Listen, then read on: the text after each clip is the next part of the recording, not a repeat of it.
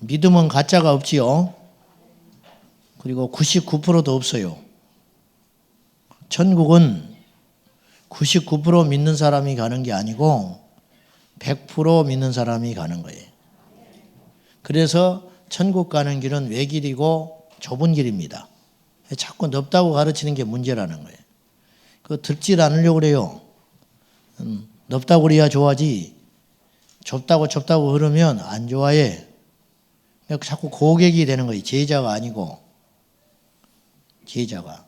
그 상처를 자꾸 받는다고 그러고 삐지고 시기하고 질투하고 자기 구미에 맞지 않으면 하나님도 없다 그러게 할 판이래. 그래가지고 순교 어떻게 하냐 그러냐. 그래가지고 순교를 자기 성질머리 하나 못 고치는데 무슨 순교를 해요. 다 가짜들이죠. 여기 있는 저도 마찬가지예요. 여기 있는 저도. 그러니까 여러분 냉정하게 따져봐야 돼요. 냉정하게. 지난주 설교가 참 중요하다고 여겨지는 설교입니다. 제가 볼 때. 순교할 수 있는 믿음이 있어야지. 말로만 말이죠. 말로만. 여러분 바리새인들이 왜 예수님께 책망받았어요? 위선자다 위선자. 말만 번지르 해가지고. 오늘날 바리새인들이 너무 많아요. 사람은 조금씩 위선적이긴 해요. 그래서 아는 만큼 사는 건 못 따라간다고 그랬어요. 제가. 아는 게 이건데 이렇게 사는 사람은 없어요. 아는 게 이건데 여기 사는 사람은 천지죠. 그러니까 이걸 좁혀가는 삶을 살아야 한다. 좁혀가는 삶. 진짜 믿는 것처럼 사는 사람. 이상 목사님 어머니는 이북에서 내려올 때 북한에 복음을 전해야 한다는 일념밖에 없었어요. 자기 아들 초등학교 아이를 데리고 어느 날 밖에 나가가지고 잠깐 기다려라. 한 30분 있다가 내려와요. 눈이 벌게가지고. 또 다른 데로 가자.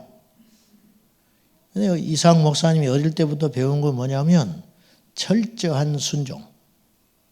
그러니까 아니오가 없어요. 무조건 한마디밖에 안 하네. 예 어머니. 예 어머니. 요즘 애들은 도무지 말을 안 들어. 요즘 애들은. 이게 큰 문제라는 거예요. 웃을 일이 아니에요. 이게 큰 문제라. 너무너무 불순종이 왕노릇하고 있어요. 보수적이다. 목사님은 너무 보수적이에요. 그래서 보수적인 사람은 좋아하고 옛날 그런 사고를 가진 사람은 저를 참 좋아해요. 그런 문제가 아니라니까. 그건 진리의 문제라는 거예요. 내가 어디 보수적으로 보여요? 제가 보수적으로 보여? 내가 뭐 교회에서 뭐 보수적으로 뭐 합니까? 몰라. 나는 그렇게 생각 안 하는데. 어찌 좀 꽉 막혀 보여요? 이 말을 봐. 내가 어디가 막혀 보이는가. 그런 몰라. 제 앞이라고 말하지 말고 뭐 그런 타입은 아니죠. 근데 이거 보수냐 뭐 개방적이냐 그런 문제가 아니라는 거예요. 이건 진리적인 문제라는 거예요. 진리의 차원. 말씀대로 살면요 반드시 하나님이 살려줘요. 이야기했지만은 이상 목사님이 어디가 설교를 하면서 자녀들이 오직 해야 할 말은 예 어머니, 예 아버지 이 말밖에 없다. 이것에 굉장히 은혜를 받은 사람이 하나 있었어요. 그러니까 말씀은 어디서 은혜가 올지 몰라요. 그리고 내 마음에 와서 딱 부딪히는 거 있잖아요. 그걸 살면 그 말씀대로 순종하면 사는 거예요. 그래가지고 어떤 일이 있었냐면 실제로 있었던 일인데 이상 목사님이 그 이야기를 한 거예요. 예 어머니 자기는 그렇게 어릴 적부터 훈련을 받았다. 이 말에 무척 은혜를 받은 사람이 하나 나타났어요. 그런데 어떤 젊은이가 미국에서 지난번에 9.11 테러 때 이거 무너졌죠. 그 쌍둥이 빌딩에 근무하는 자매가 있었어요. 한국인 자매가, 교포 자매가. 근데 이 자매가 이상 목사님 설교를 듣고 그때 엄청나게 그것에 꽂혀 있었던 상태예요. 예 어머니. 자기가 그렇게 못 살았으니까. 근데 그날 저녁에 그 사고 나기 전날 저녁에 아버지가 느닷없이 전화가 온 거예요. 뭐 한국에 있는 아버지인가 어쩐가 기억이 정확히 안 나는데 아버지가 전화해가지고 야 내일 출근 좀 일찍 해라 그런 거예요. 느닷없이 앞뒷말도 없어. 내일 아침에 일찍 출근해라. 괜히 그런 거예요. 평소 같으면 아이 무슨 소리예요 이러는 거예요. 내가 더 잘 알지. 그러잖아요. 일찍 출근해서 뭐예요 이렇게 이야기한다고. 똑똑하니까, 워낙 똑똑하니까 요즘 애들은. 근데 이 자매가 지금 무슨 은혜를 받았어요? 예 아버지 예 어머니 요 은혜를 확 사로잡혀 있을 때라 말도 되지. 아버지가 내 직장을 어떻게 알며 빨리 가라 늦게 가라 해요. 내일 좀 일찍 가거라 그 소리를 한 거예요. 그래서 두말 않고 예 아버지. 그러고는 아침에 그 말대로 했으니까 순종해야지요. 그래서 아침에 일찍 간 거예요. 진짜 일찍 갔는데 가도 너무 일찍 가버렸어. 너무 일찍 가니까 직장에 가서 혼자 있을 수가 없는 거예요. 그래서 안 들어가고 그 앞에서 차를 마시고 토스트를 먹고 있었어요. 그때 빵 터져버린 거예요. 그래서 건물이 와장창 무너졌어요.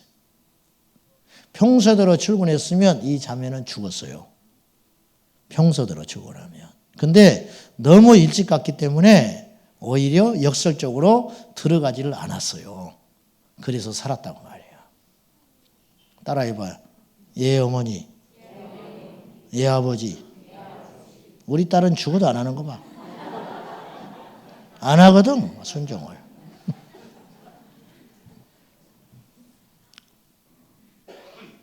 이삭 목사님이 어머니가 이삭 그 아들을 데리고 따라와라. 예 어머니 두 말 없어. 기다려라. 예 어머니 30분 있다. 왜 어디 갔다 오셨어요? 안 돼. 안 통해. 그런 소리는. 왜 기다려야 돼요? 안 통해. 평생 그렇게 안 살아봤어요. 어머니가 엄하게 해가지고 몇 군데를 돌아다니더니 울면서 예배당에 가자. 교회 왔어. 교회 와서 한참 엎드려 통곡하면서 울면서 기도하더니 이리 와봐라 왔어요. 예 어머니 하고 왔지요. 그러니까 이제 어머니가 이렇게 말해서 내가 너를 미국 보내야겠는데 돈이 없다. 옛날에 60년대입니다. 미국을 왜 보내냐? 네가 미국 가서 미국 영주권 시민권을 따야 북한 들어간다. 네가 북한 들어가야 북한에 가서 뭐 해요? 예수 전하지. 한국 사람은 못 갈 때니까. 꿈에도 못 갈 때니까. 네가 미국은 반드시 가야겠는데 돈이 없다. 그래서 내가 내 눈을 팔라고 그랬는데 안 받아준다. 그래서 눈팔로 다닌 거예요. 그날 안과에. 위법이라고 안 받아준 거예요. 병원에서. 그러니 내가 너를 미국 보내야겠는데 보낼 수가 없구나. 그래서 통곡했어요. 그때 어린 이삭이 어머니한테 이렇게 약속했어요. 어머니 제가 미국 갈게요. 그랬어요. 어떤 수를 써서라도 미국 갈게요. 그랬더니 울음을 거치고 그 어머니가 이렇게 말했어요. 그래 너 미국 가서 북한에 가야 한다. 그리고 북한에 가서 죽어. 이게 아들한테 할 소리예요? 8, 9살 먹은 놈한테 북한에 가서 죽어라. 이 광신자입니까? 근데 미국을 갔을까요? 안 갔을까요? 요즘에도 미국 가기가 쉬워요? 어려워요? 만만치 않아. 근데 그때 갔어요. 돈 한 푼 없이. 어떻게 간지 알아요? 미국에 CNN에서 다큐멘터리를 만들었어요. 한국 전쟁에 대해서 특별 다큐멘터리를 만들어. 다큐멘터리를 만들어야 되는데 미국에 나와 있는 한국 사람들은 뺀질뺀질해가지고 그 모습이 안 나와. 그러니까 한국 대사관에다가 연락을 했어요. 한국 전쟁통에 나와서 제일 거지 같고 추접스러운 놈. 그런 형제가 있으면 소개를 해주라. 수소문을 했는데 누가 걸렸어요? 이삭 목사 형제가 딱 걸려들었어. 제일 추접스럽게 생겼더라. 딱 그 스타일이라. 그래가지고 미국 대사관에서 한국의 정부에다 이야기하니까 하루도 안 돼서 미국 갈 수 있는 길이 열려버린 거예요. 그래가지고 미국 건너갔어요. 하나님이 하시려면 막을 수가 없어요. 제가 이제 이 이야기를 하는 요지는 뭐냐면 그 어머니의 믿음이라는 거예요. 막내 동생 나타가 죽었어요. 3일 만에 죽었어. 하나님이 참 하시는 일이 신묘막측한 거예요. 그런 어머니가 또 아들을 낳다가 죽었어. 무슨 죄가 있다고. 그래가지고 이상 목사님은 그 막내 동생까지 거두면서 죽어라 고생하고 컸어요. 하나님이 하신 일은 몰라. 어디가 있는지. 여러분 힘든 분들 많지요. 어려운 분들 많지요. 고통에도 뜻이 있다. 고통을 넘어가면 하나님의 역사가 있다. 여러분 이걸 이론으로만 믿으면 안 돼요. 여러분 주님을 위해서 눈 팔 수 있어요? 아무도 아멘 못하잖아. 실제로 팔지도 않은데. 제가 옛날에 그랬다니까요. 로또 복권 막 시작했을 때요. 로또 복권. 우리나라에 로또 복권이 뭔지도 모르고 막 시작했을 때. 그때 막 언론에서 로또 복권이 막 어쩐다 뭐 100억을 받는다더라 뭐 200억을 받는다더라 난리가 났어요. 그때 내가 설교하다가 물어봤어. 권사님 로또 복권 100억 당첨되면 어떻게 할 거예요? 내가 물어봤어. 에? 물어봤다고. 10몇 년 전이죠. 100억 되면 어떻게 할래요? 그랬더니 11조 10억 하고 건축한금 50억 하고 그래 놓고는 뭐라고 하냐. 아이고 너무 많다. 자기가 그래 놓고 너무 많대. 지금 100억을 탄 거예요? 안 탄 거예요? 안 탔어요. 이 사람은 5천만 원도 못해. 왜냐? 받지도 않았는데 내놨다가 다시 걷어들였는데 진짜 받으면 어떻게 하겠어요? 능력은 어디서 나가냐면 앞뒤가 똑같을 때 나가는 거예요. 믿는 것과 아는 것이 일치할 때 역사가 일어나는 거죠. 근데 이게 쉽지 않다는 거예요. 말로만 순교는 다 한다 이거예요. 산순교가 어려운 거예요. 산순교. 평소에 순교할 수 있는 사람이 진짜 순교하는 것이고 평소에 믿음으로 사는 자가 순교하는 것이지 평소에는 제멋대로 살고 내 의대로 살다가 어찌 하다가 순교하는 일은 그건 0.001%도 있을 수 없는 일이라는 거예요. 주기철 목사님은 순교의 삶을 살았기 때문에 일사각오 신앙으로 순교하신 것이지 어느 날 느닷없이 감정에 이끌려서 순종교 해버린 분은 아니라는 거예요. 자, 오늘 말씀 이제 할게요. 설교. 이양이면 다홍침하다. 그런 말 있죠. 이양이면 다홍침하다. 이게 무슨 말이냐? 겉모습도 예뻐야 한다고 말이에요. 이양이면 똑같은 값이면 이게 우리 선조들의 한 말이잖아요. 겉모습도 예쁘고 중요하다 이 말이에요. 요새는 디자인 전쟁입니다. 현대 산업은. 기술은 크게 차이가 없어요. 자동차 겉모습 보고 사요. 안에 시설 별로 안 봐요. 겉에 디자인이 거의 그 차를 사는데 결정적인 역할을 해요. 핸드폰, 건물, 심지어는 포장지조차도 애들 장난감도 디자인이라 디자인. 이게 왜 그렇게 중요하냐. 겉모습이 이렇게 중요한 세상이 됐다. 그런 말이에요. 오늘날 왜 사람들이 교회를 떠나는가. 이것과 연결시켜서 사람들이 왜 교회를 떠나는가. 한 가지 분명한 것은 예수님 때문에 예수님이 싫어서 떠나는 사람은 거의 없어요. 예수님이 싫어서. 미국의 라이프웨이 리서치라고 하는 기관에서 교회를 다니다가 떠나버린 469명에게 설문조사를 했다는 거예요. 교회를 안 다닌 사람 말고요. 다니다가 떠나버린 사람 469명한테 당신은 왜 교회를 떠납니까? 그렇게 질문을 했더니 42%가 이런 답을 했어요. 목회자와 성도의 실망에서 떠난다. 그 다음이 목회자와 성도들이 위선적이더라. 그 다음에 목회자와 성도들이 남을 정죄하기 바쁘다. 또 파당을 짓더라.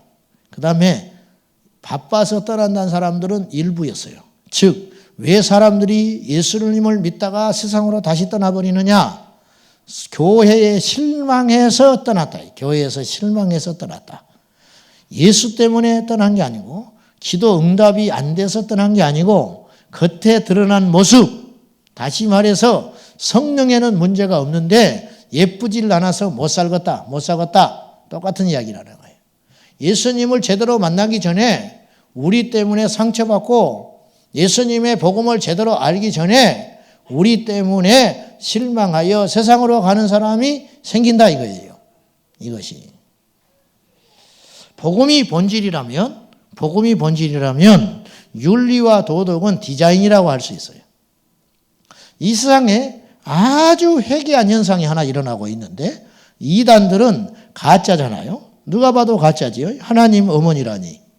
성경에 그런 소리 있지도 않은 소리인데 말도 안 되는 소리를 하고 있어요. 들어볼 가치도 없어. 근데 회개한 것은 말로 되지 않는 가짜를 가지고 있는데 이 사람들이 점점점 세가 많아진다는 거예요. 그 이유가 뭐냐? 사랑이 많다는 거예요. 사랑이는. 장 다 받아주지. 뭐 친절한 건 이루 말할 것도 없고 동네 청소는 다 하고 다니니까 동네 청소 이단들이. 예? 그리고 산후조리까지 다 해준다는 거예요. 그러니까 알고도 빠져들어가는 거예요. 알고도. 그리고 어느 정도 선이 넘어가 버리면 이제는 교리에 잘못되고 뭐 의심하는 게 싹 사라져 버리게 되는 거예요. 완전히 빠져버리게 된다는 거예요. 우리는 진짜를 가졌는데 사람들을 감동 못 시키는 거예요. 가짜를 갖고도 사람들을 감동시키고 있는데 우리는 진짜를 가지고도 사람들을 움직이지 못한다. 그 이유가 어디에 있느냐? 디자인이 형편없다. 디자인이. 도덕과 윤리가 무너져 있다 이거죠. 이것 때문에 문제가 생기는 거예요. 신기한 일이 벌어지는데 복음적인 사람일수록 비도덕적이다. 이거 이해하세요? 기도를 많이 하는 사람일수록 세상에 가면 멍텅구리가 된다. 예수를 오래 믿은 사람일수록 친척들 사이에서는 왕따다. 믿음 좋은 권사일수록 시집살이를 지독히 시킨다. 믿음 좋은 며느리일수록 악질하다. 악질이 많다. 악질이. 어떻게 생각해요? 다 그렇지는 않아. 그러나 부정할 수도 없는 현실이라. 왜 이런 일이 일어나냐? 왜 이런 일이 일어나느냐? 왜? 예수를 오래 믿을수록 매정하기가 짝이 없다. 인정머리 없는 건 아주 이루 말할 수 없이 많다. 어째서 이런 현상이 일어나는가? 어째서? 본문에서 바울은 오직 하나의 목적이 있다. 영혼을 구원하는 것. 오직 하나의 목적. 21절을 한번 보세요. 바울이 21절 시작. 유대인과 레일라인들에게 하나님께 대한 회개와 우리 주 예수 그리스도께 대한 믿음을 증언한 것이라. 핵심은 하나님에 대한 회개 그리고 우리 주 예수 그리스도께 대한 믿음 이것을 증언하기 위해서 내가 산다 이거죠. 이것을. 그런데 이것을 위해서 자신을 철저히 복종시키는 삶을 산다. 우리가 아무리 엄청난 보배 대신 예수를 우리 안에 가졌다 할지라도 겉으로 드러난 모습이 부정직하고 게으르면 사람들은 우리 안에 있는 예수를 볼 수 없다. 그런 말이에요. 바울은 이 사실을 뼈저리게 알고 있었다 이거예요. 모름지기 참된 신앙인이라면 절대 이기적일 수 없어요. 참된 그리스도인은 반드시 항상 끊어지지 않게 두 가지를 생각하게 돼 있어요. 첫째, 내가 하나님의 영광을 가리고 있지는 않느냐. 오늘 또 여러분 이게 생각하고 사셨나요? 그 사람이 진짜 예수쟁이라. 두 번째, 나의 말과 행동이 다른 사람을 힘들게 하지는 않느냐. 이 깊은 배려심, 이것이 예수 믿는 사람의 덕목이라 이거예요. 덕목. 십자가는 먼 데 있는 게 아니에요. 마태복음 16장에 예수님께서 이리 말하셨어요. 너희가 땅에서 매면 하늘에서도 맨다. 즉 땅에서 묶여버리면 묶여있으면 하늘에서도 묶인다. 땅에서 풀면 하늘에서도 풀리리라.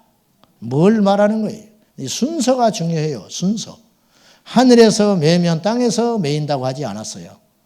땅에서 매이면 하늘에서 매어버린다. 저는요, 지옥 같은 세월을 1년 보냈어요. 부목사 시절 때. 지옥과 같이 살았어요. 교회 직원하고 한번 크게 다퉜어요. 이 사람이 못된 사람이에요. 누구도 못 건드려. 근데 나는 들이받았어. 그때 내가 나이가 어리니까 나를 아주 건방지게 생각했어. 네가 목사면 목사지, 응? 나한테 그러는가? 이게 이제 꿍 하고 있는 거예요. 사람들은 다 나한테 시원하게 잘했다 그랬어. 근데 문제는 그날부터 내가 지옥인 거예요. 화해할 수 있는 시간을 넘어버렸어. 그런 거 있죠? 네. 그 유효기간이 있어, 유효기간. 적어도 3일이나 일주일 안에 풀었어야 해. 근데 이걸 안 풀어버렸네. 크게 한 번 하고. 그냥 먼저 손을 못 내밀겠는 거예요. 근데 얼마나 우습냐면요. 매일 같이 예배를 드렸어요. 직원 예배를. 특별한 일 없으면. 내가 예배 인도하는 거야. 내 앞에 앉아 있어. 교회 직원이니까. 안 쳐다봐. 그리고 이 사람한테 말할 일이 있으면 안 해. 이렇게 돌려서 하지. 제3자를 내세워서 하는 거예요. 그 사람도 마찬가지. 얼마나 불편하겠어. 한 달, 두 달, 석 달, 6개월, 10달, 1년이 지나갔어. 1년이. 제가 이제 그 교회를 떠나서 일산으로 오게 된 거예요. 다른 것이 문제가 아니에요. 이 사람하고 풀고 가야 되잖아. 미치겠는 거예요. 내가 손을 못 내밀겠는 거예요. 내가. 이걸 어떻게 해야 돼? 풀어야 되는데. 하나님이 풀게 해주셨어요. 어떻게 풀게 했냐? 그 아들이 대학에 입학을 했어요. 그분 아드님이. 가지고 직원들 식사를 초대를 했어요. 내가 갔어요. 속 없으니까 나는. 갔어. 나는 그걸 지금도 못 잊어. 2층에 식당인데 그분이 이제 손님이 이렇게 오니까 제일 나중에 올라와야 되잖아. 내가 이제 앞서가고 그분이 내 뒤에 따라왔어. 계단을 이렇게 올라가는데 뒤에서 나를 딱 잡았어. 목사님. 둘 다 울어버렸어. 그 자리에서. 나를 붙잡고 목사님 그래. 내 다리를 잡고. 그때 하늘이 열렸어요. 그때. 저는 1년을 지옥같이 살았어요. 땅에서 매면 하늘에서 묶여버려요. 그때 풀어졌어. 1년 만에 풀어졌어. 하늘이 그때 임했어요. 그때. 자아가 죽는다? 그 1년 동안 내 설교했어요. 그 인간 뒤에 놔두고. 안 쳐다봐. 안 쳐다봐. 서로. 1년을 그렇게 살았다. 지옥같이. 제가 무슨 말을 하려고 하냐면 우리가 하나님의 관계뿐만 아니라 사람과의 관계 속에서 우리가 거칠어지고 넘어지는 존재가 되면 하나님과의 관계도 막히게 된다는 거예요. 사도 바울은 고린도전서 10장 32절과 33절에서 이런 고백을 해요. 유대인에게나 헬라인에게나 하나님의 교회에나 거치는 자가 되지 말고 나와 같이 모든 일에 모든 사람을 기쁘게 하여 자신의 유익을 구하지 아니하고 많은 사람의 유익을 구하여 그들로 구원을 받게 하라. 지난주에 우리가 가족 구원 전도 축제를 잘 마쳤습니다. 47명이 새로 오셨는데 그중에 22명이 등록을 했어요. 아이들까지 포함해서. 근데 가족에 의해서 등록한 사람이 7명이었어요. 얼마나 감사한 일이에요. 우리는 세상을 7번 구한 거예요. 우리는 지구를 세상 천지 만물을 22번 구한 거예요. 근데 이제 끝이 아니에요. 이제 시작이에요. 이분들이 이제 우리가 잘 섬겨야 돼요. 그리고 이번에 오지 않았다고 또 왔다가 등록하지 않고 그냥 한번 갔다고 낙심할 필요가 없어요. 전도는 끝나지 않았어요. 숫자 늘리는 게 전도 아니에요. 사람을 살려내는 게 전도예요. 여러분, 한 사람이 구원받아 예수 믿고 생명을 얻는 것이 중요한 것이지, 교회를 다니는 이유는 뭐냐면 구원의 길이 이 길이니까 다니는 거예요. 예? 그것이 중요한 것이다. 예? 진짜 중요한 게 뭐냐. 예? 여러분이 얼마나 예수는지 주님이 알아요. 여러분이 얼마나 그날 그 한 분을 모시고 오기 위해서 참고 견뎌내며 기도했는지 주님이 아세요. 주님이 다 아신다고. 사람은 알아주지 않다 할지라도 사람은 어쩌면 죽을 때까지 몰라줄 수 있어요. 우연이라고 생각할지 몰라. 그러나 주님이 알아주시면 그만이에요. 주님이. 바울에게서 바울 서신을 읽을 때마다 느껴지는 건 뭐냐면 그 영혼에 대한 절절한 심정, 그 영혼을 구원하기 위해서 몸부림치는 그 절절한 바울의 그 심정, 그걸 읽을 때마다 우리는 너무 엉터리구나. 어떻게 바울 같은 사람이 있을 수 있을까? 그런 생각을 해보게 돼요. 자, 사도 바울은 19절 봅시다. 시작. 곧 모든 겸손과 눈물이며 유대인의 관계로 말미암아 당한 시험을 참고 주를 섬긴 것과 겸손과 눈물로 하나님과 성도들과 교회를 섬겼다. 바울이 그렇게 이야기하는 거예요. 겸손은 예수님의 주요 성품입니다. 나는 마음이 온유하고 겸손하니, 그랬죠? 내게로 와서 쉬어라. 주님이 그랬어요. 어디 일하다가 혹은 나그네가 풀밭에 이렇게 누웠어요. 누웠는데 불편해서 잠을 못 자겠어. 피곤해 죽겠는데 이렇게 보니까 등에 보니까 돌이 베겼어요. 그거 못 자요. 못 자. 편안하지 않아. 교만하고 오만한 사람은 불편해요. 같이 있으면 등에 박힌 돌처럼 불편해. 어떻게 자기 잘났다고 이야기하는지 결론은 자기 자랑이야. 결국은 자기 자하고 결국은 자기의 의를 과시하는 거예요. 불편해요. 듣고는 있지만 등에 박힌 돌처럼 잠을 잘 수가 없어. 누워 있을 수 없다 그 말이죠. 우리 예수님은 온유하고 겸손하셔서 그냥 누구든지 받아주신 거예요. 예수님이 삭개오의 집에 가세요. 우리도 삭개오의 집에 안 가. 우리도요, 이 동네에서 유명한 죄인이라고 낙인 찍힌 사람이 우리 교회에 오면 우리가 어떻게 하겠어요? 반응이. 막 일어나서 손뼉을 치면서 환영해 줄 것 같아요? 희끗희끗 쳐다보고 다 지나간다고. 안 왔으면 좋겠다. 이거 안 왔으면 좋겠다. 어떻게 우리 교회를 왔냐? 그런 생각 안 할 것 같아요? 유대 바리새인들이 딱 그 심정이에요. 삭개오의 집에 예수님이 간 걸로 같이 비난받아 버리는 거예요. 저가 죄인의 집에 들어간단 말이에요. 죄인인 줄 모르고 가나? 저래 가지고 선지자냐? 예수님도 같이 욕먹는 거예요. 사마리아 가는 것 자체가 금기되는 때예요.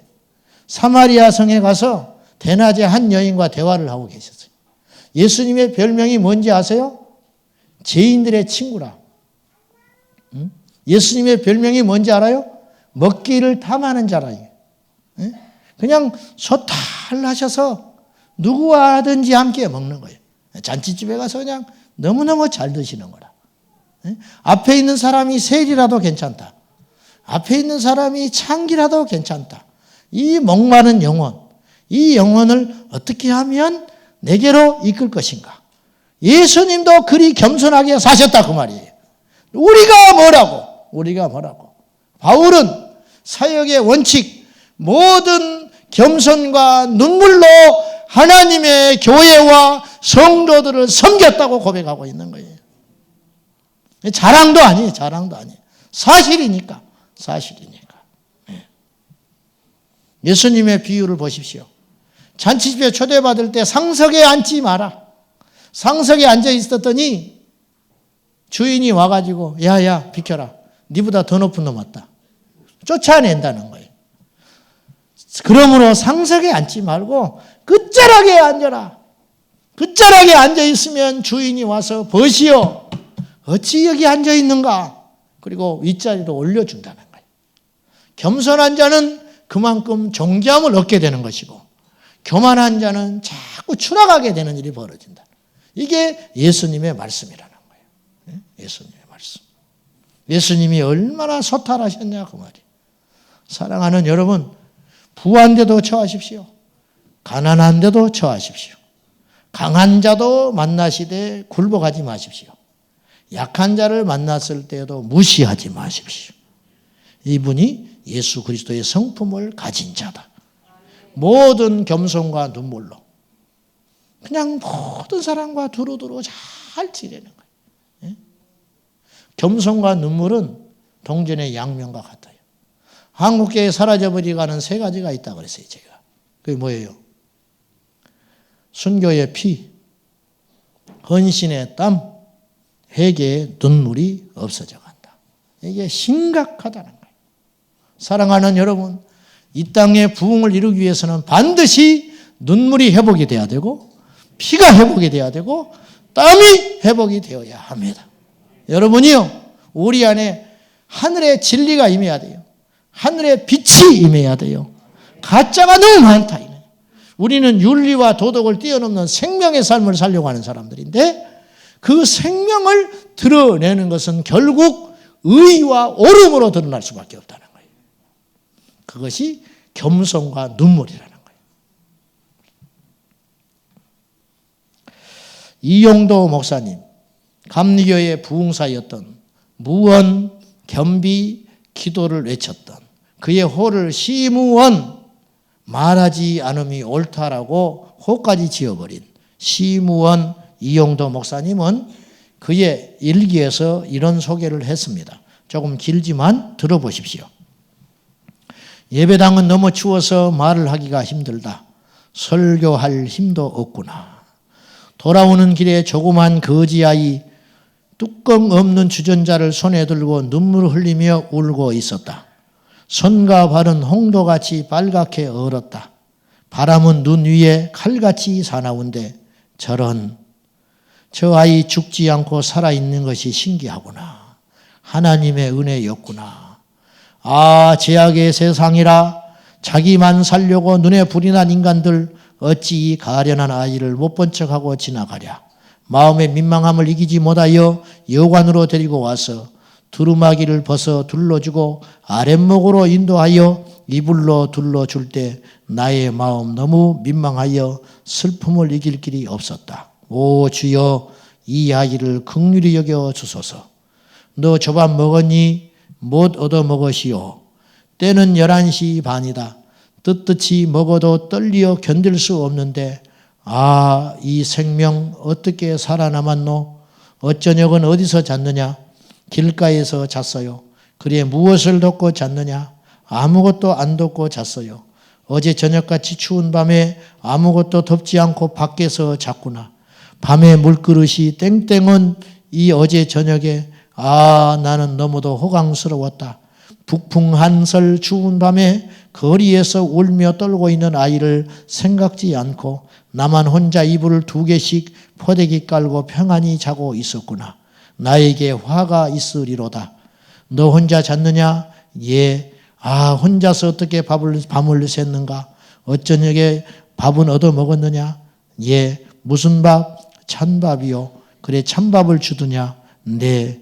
아이의 눈에는 원망과 고독이 아직도 끊이지 않았다. 나의 눈에도 참회의 눈물이 그칠 줄 모르노라. 몇 살이니? 8살이에요. 아버지도 어머니도 없느냐? 어머니는 아버지와 싸움하고 양잿물 먹고 죽고 아버지는 미쳐서 달아났어요. 이 엄동설안의 거리에서 기한하여 우는 아이, 내게는 죄가 없다. 네게 무슨 죄가 있으리? 눈물이 앞을 가리워 일기를 쓸 수 없어 수건을 눈에 대고 그냥 한참 울었다. 오 하나님이시여, 어떻게 하시려나이까? 이 가련한 고아를. 네 이름이 무엇이냐? 덕성이입니다. 성은 채가요. 오 채덕성이로구나. 너 예배당 아니? 알아요. 예수 믿는 사람 너의 동리에 있느냐? 많아요. 여기도 예수 믿는 사람 많아요. 오 그래.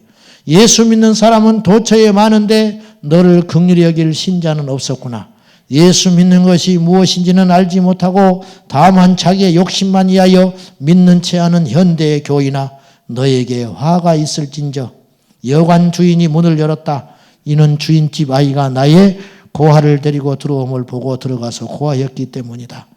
떡국 한 그릇 시켜오라고 하고 나는 조금 미안함을 느꼈다.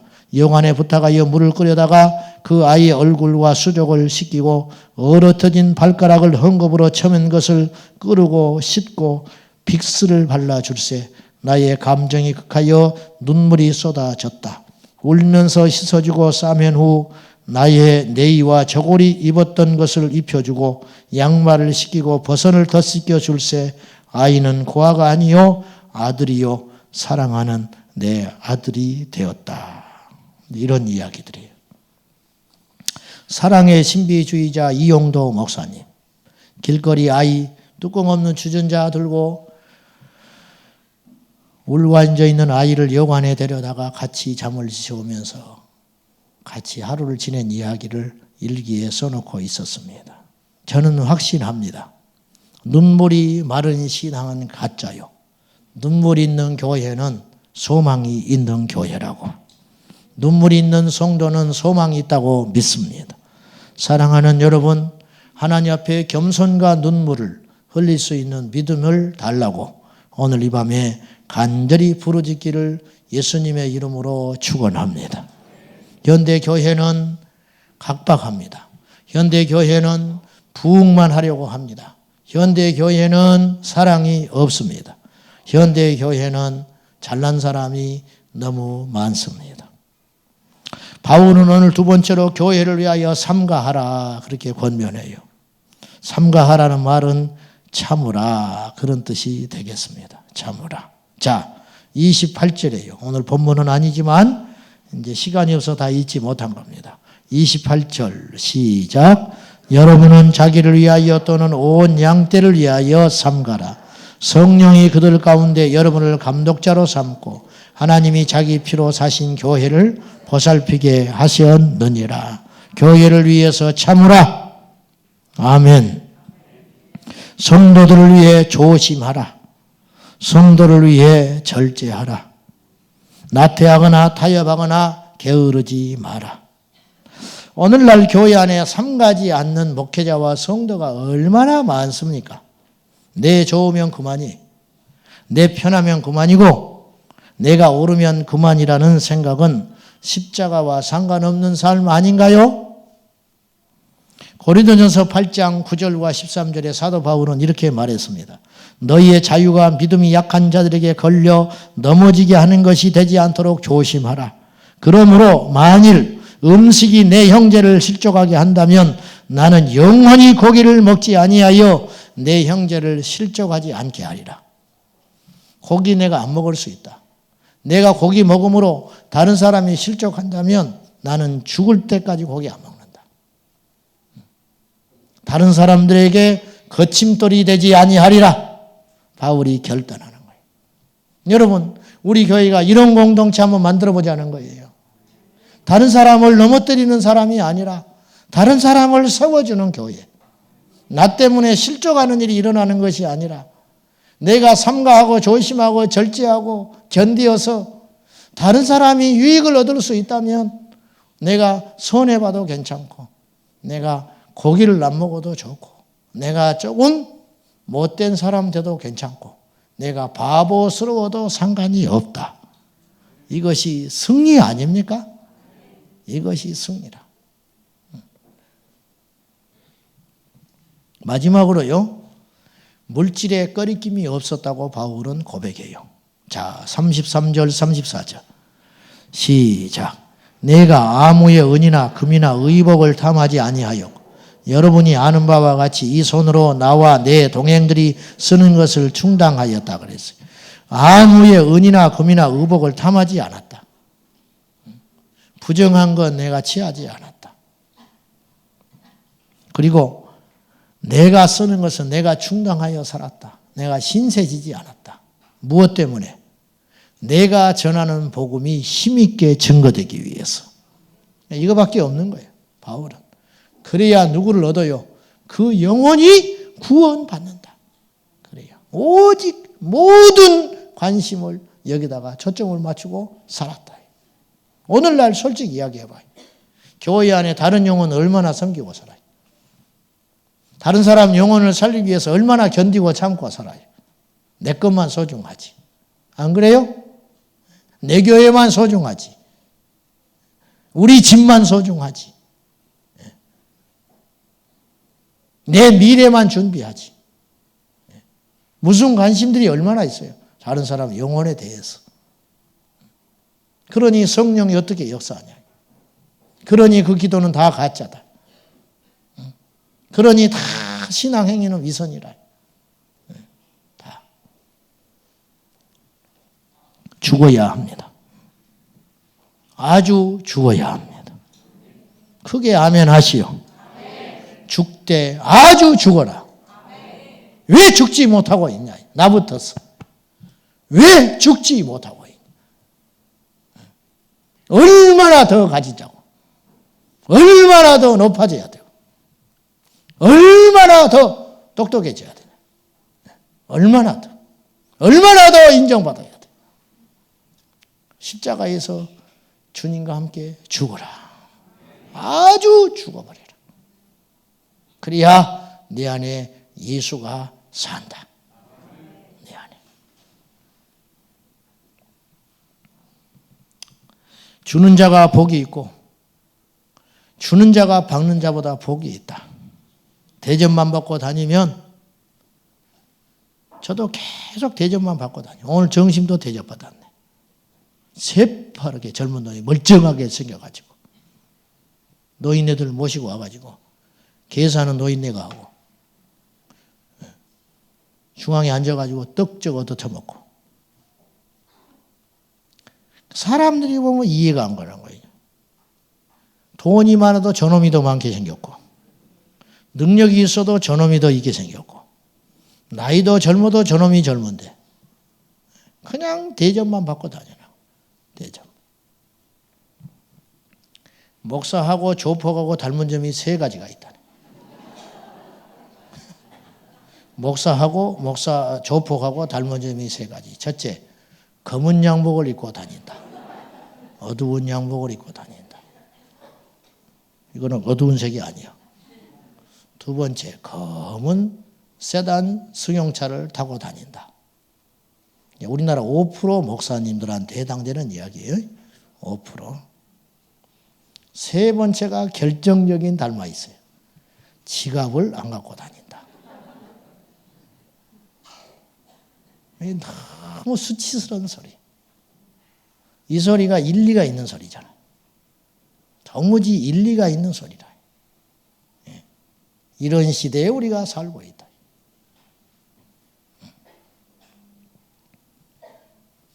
부흥회 가면 물도 따라 갖고 다닌다더만. 물도. 어떤 여자 강사분이 있어. 내가 무슨 뭐라고 말은 안 하지만 물도 따로 갖고 다닌대. 그 교회에서 주는 물은 먹지도 않는데. 아니잖아요. 예수님은 어디 계셔? 예수님은 지금 어디 계셔? 내가 다 대접받아 버려. 천국 가면 우리 모두 큰일 났어요. 개털모자 쓰게 생겼어. 면류관은 둘째치고 개털모자 쓰게 생겼어.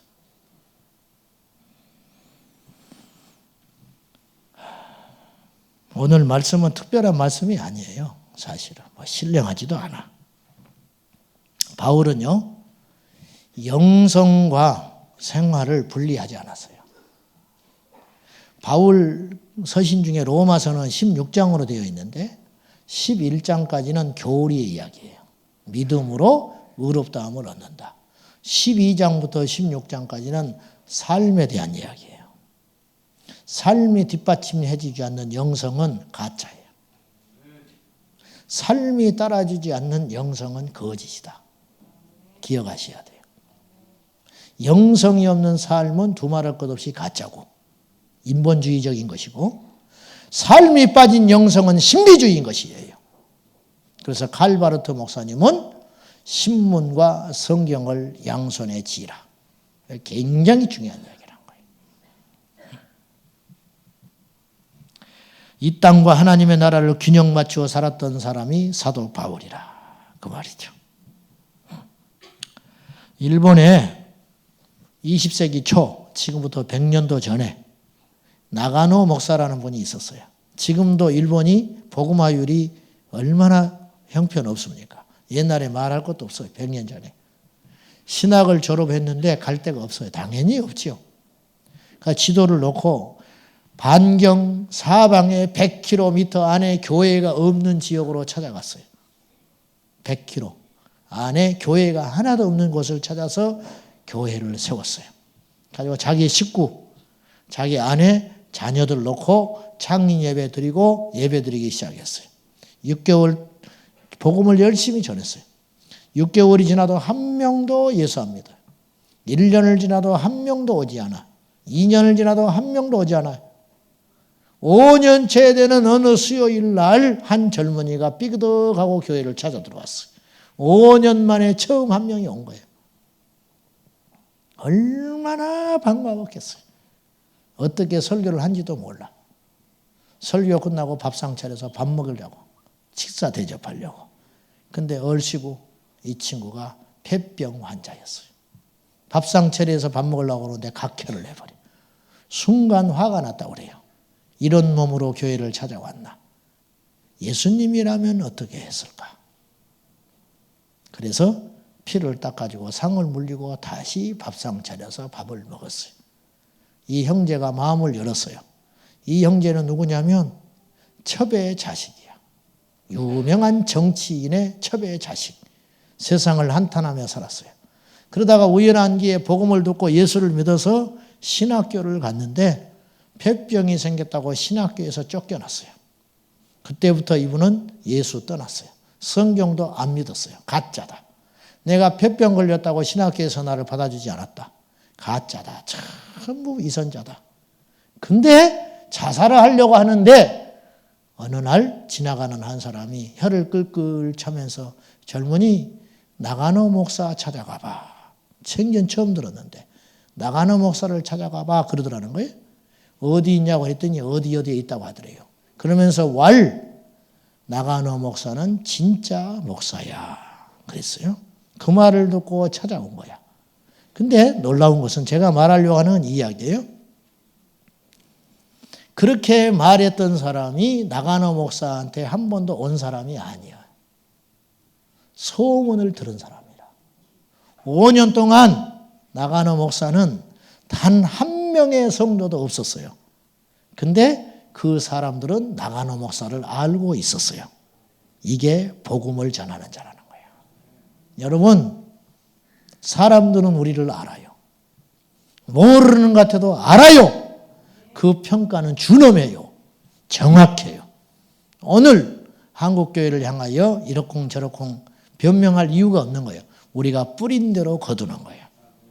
여러분이요, 바울의 이 믿음을 보십시오.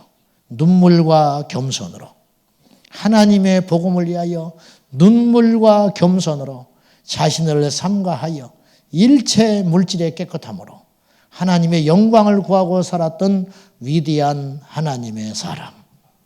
오늘 우리 모두가 그러한 믿음을 본받기를 예수님의 이름으로 축복합니다. 아멘입니까? 기도합시다. 사랑하는 하나님, 우리가 거침돌이 되지 않기를 원합니다. 하나님과 역사와 후대 앞에 거리낌이 없는 인생으로 절제하며 삼가하며 분초분초를 쪼개어 하나님의 영광을 위해 살게 하여 주옵소서. 오늘 이 자리에 모인 모든 성도님들 성령의 충만함과 더불어 성화의 삶을 살기에 부족함이 없도록 말씀으로 우리를 쳐주시옵소서. 말씀의 방망이로 우리를 깨트려 주시옵소서. 우리의 자아가 이 밤에 깨어지게 하여 주시옵시고 우리의 세상적 자랑도 죽게 하여 주소서. 주님의 십자가 앞에서 다시 한번 죽는 밤이 되게 하여 주시옵소서. 그리하기를 원합니다. 우리는 죽고 예수 살아 예수 영광 나타내는 자 되게 하여 주옵소서. 예수님의 이름으로 기도하옵나이다. 아멘. 자, 이제 우리 찬송하고 우리 뜨겁게 우리 하나님께 기도하는 시간 갖고자 합니다. 찬송가 540장. 어젯밤에 꿈을 꿨는데 설교를 하러 왔어요. 우리 교회에. 내가 늦어버렸어. 내가 교인들이 다 가버렸어. 늦어가지고 설교하러 올라갔는데 교인이 흥하니 없고 다 가버렸어. 내가 늦어가지고. 얼마나 식은땀을 흘리고 밤에 시달렸는지 새벽기도 올라니까 피곤해 죽겠는 거예요. 저를 위해 기도 많이 해주세요. 죽겠어. 짐이 무거워 죽겠어. 기도 여러분 많이 해주셔야 돼요. 자, 540장 찬송합시다.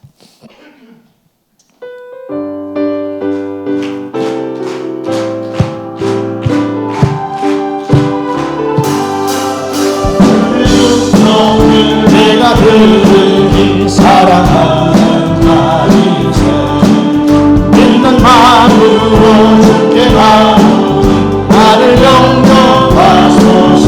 아멘. 내가 매일 십자가 너가 가는 가오니 그새 조이에 흘린 보를 빌어서 나를 정죄한 주의 음성을 내가 들으니 사랑한단 말이세 믿는 마음으로 주께 가오니 나를 영접하소서. 아멘. 내가 매일 십자가 앞에 너가 가는 가오니 그새 주위에 흘린 보배 빌어서 나를 정죄한 주의 음성을 내가 들으니 사랑한단 말일세 믿는 마음으로 주께 가오니 나를 영접하소서.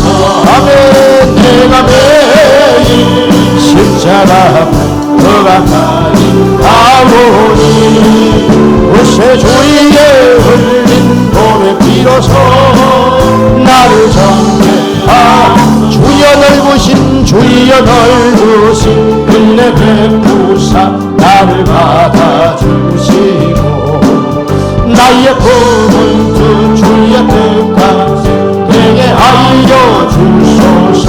아멘. 내가 매일 십자가 너가 가는 가오니 그새 주위에 흘린 보배 빌어서 나를 정죄하소서. 주의 보좌로 나아갈 때에 어찌하니 기쁠까. 주의 얼굴을 항상 배우니 더욱 친근합니다. 아멘. 아멘. 내가 매일 십자가 너가 가는 가오니 그새 주위에 흘린 보배 빌어서 나를 정죄하소서. 우리 구주의 넓은 사랑을 증량할 자 없으며 주가 주시는 참된 기쁨도 헤아릴 수 없구나. 아멘. 내가 매일 십자가 너가 가는 가오니 그새 주위에 흘린 보배 빌어서 나를 정죄. 내가 매일 십자가 앞에 내가 매일 십자가 앞에 너가 가는 가오니 그새 주위에 흘린 보배 빌어서 나를 정죄한 주의 보좌로 나아갈 때에 어찌하니 기쁠까. 주의 얼굴을 항상 배우니 더욱 친근합니다. 아멘.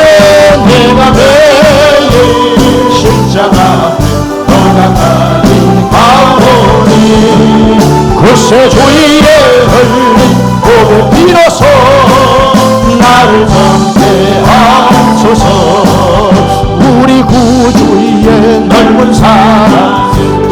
찬양할 자 없으며 주가 주시는 참된 기쁨도 헤아릴 수 없구나.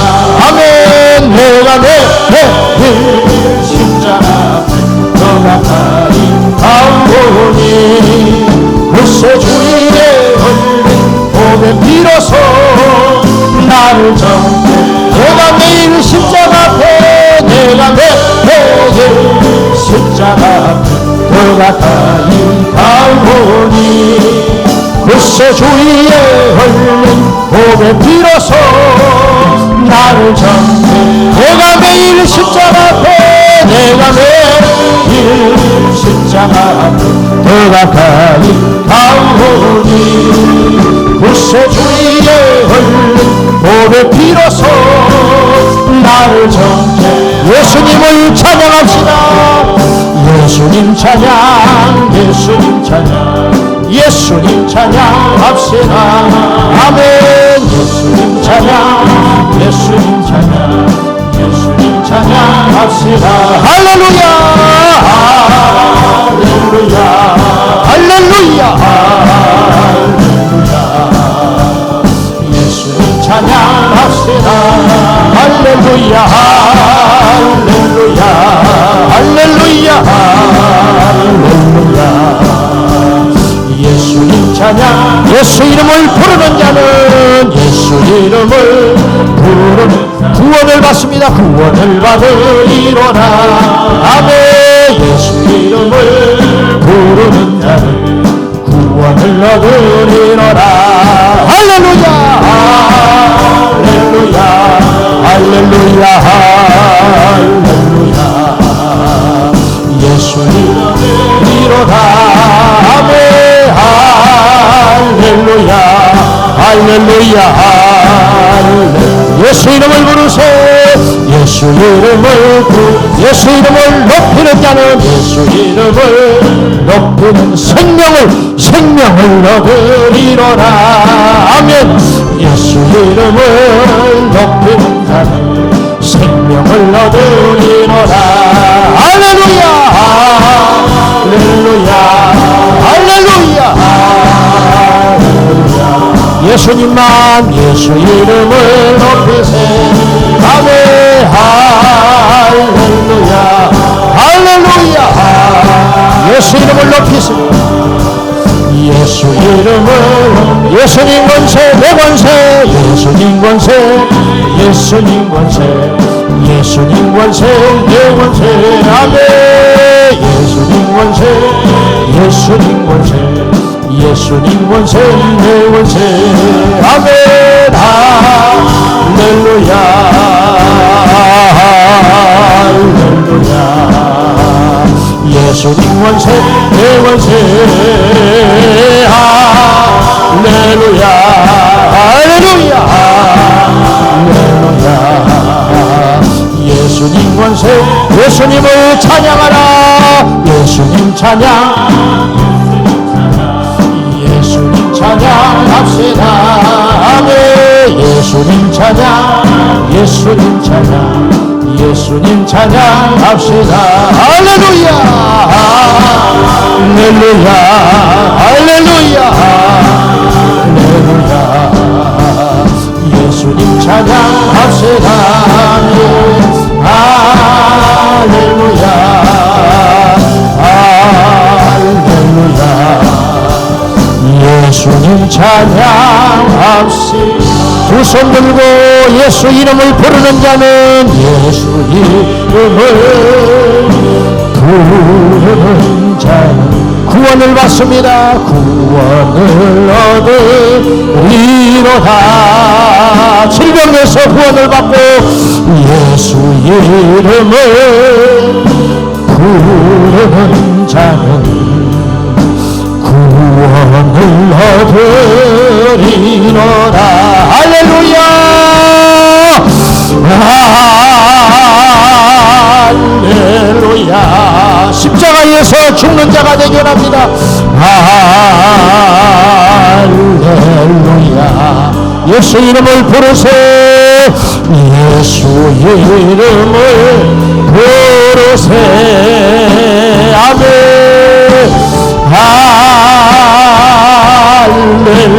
할렐루야 할렐루야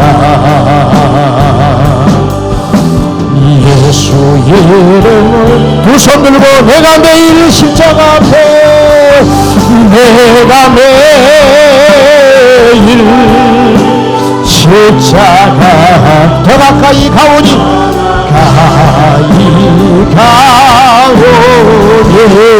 구세주의 흘린 지옥의 피로소 나를 정케 하소서 나를 정 마지막으로 두 손 들고 내가 매일 십자가 앞에 내가 아직도 내 의가 살아있는 분 자리에서 일어나서 십자가에서 죽음을 경험하지 못한 사람 자리에서 일어나십시오. 내 의가 십자가에서 죽게 하여 주소서. 복음에 거리끼는 자가 되지 않고 내가 죽어 하나님의 영광을 나타내는 자가 되게 하소서. 내가 죽어 교회와 가정을 살리게 하소서. 정케하 내가 매일 십자가 앞에 내가 매일 십자가 앞에 주여 내 혈기가 죽게 하시고 내 사랑이 죽게 하시고 나의 의가 죽게 하시고 나의 과거가 십자가에서 죽게 하시고 오직 주님만 드러나게 하여 주소서. 지금 주님을 만나도 부끄럽지 않게 하여 주시옵소서. 우리 모두가 십자가에서 죽는